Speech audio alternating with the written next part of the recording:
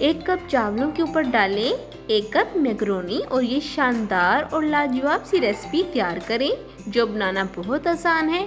अस्सलाम वालेकुम, मैं हूँ हफ्सा फरीद और आप देख रहे हैं मेरा YouTube channel Hafsa Farid cooking. उम्मीद करती हूँ आप सब खैरियत से होंगे, खुशबाश होंगे। ये रेसिपी बनाने के लिए सबसे पहले एक कढ़ाई लेंगे, इसमें हाफ कप घी शामिल करेंगे और 1 चम्मच भरकर लहसुन अदरक का पेस्ट शामिल कर देंगे। अब अच्छे से चंद सेकंड के लिए फ्राई करेंगे। उसके बाद हम ऐड करेंगे चिकन। यहाँ मेरे पास हाफ केजी चिकन है, ये आप शामिल कर लीजिएगा।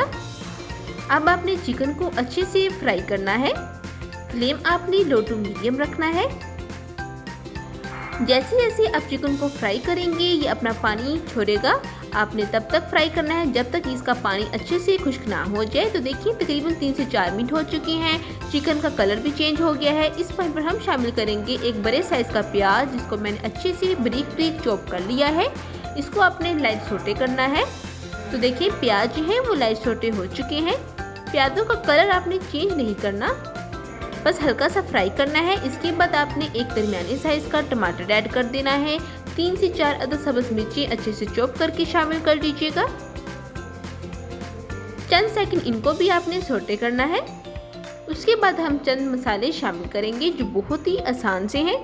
सबसे पहले हाफ चम्मच शामिल करेंगे हल्दी का, 1/4 चम्मच लाल मिर्च पाउडर और हाफ चम्मच नमक, 1/4 चम्मच गरम मसाला पाउडर।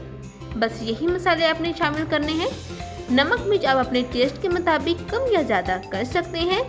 मसाले शामिल करने के बाद फ्लेम आपने हल्का सा हाई कर लेना है और अच्छे से भुनाई करनी है गोश्त की। तो बहुत ही अमेजिंग ये रेसिपी है। चंद सेकंड बाद हम शामिल कर देंगे गाजरें। ये आप अपने टेस्ट के मुताबिक ले लीजिएगा। इनको मैंने जूनियर स्टाइल में काट लिया है। गाजरों को आपने 2 मिनट तक अच्छे से फ्राई करना है। इसके बाद हम सॉसेस शामिल करेंगे। 1 चम्मच सोया सॉस शामिल करेंगे, 1 चम्मच सिरका।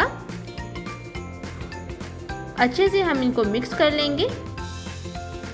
मिक्सिंग करने के बाद अब यहाँ पर चिली सॉस जो मैं शामिल करने लगी हूँ। आप चिली सॉस को स्किप भी कर सकते हैं। ये मैं हाफ चम्मच ले रही हूँ, बस और कोई चीज़ हमने शामिल नहीं करनी। हल्का सा आपने फ्राई करना है और उसके बाद हम हस्बे ज़रूरत पानी शामिल कर लेंगे ताकि चिकन और जो गाजर हैं वो अच्छे से कुक हो जाए।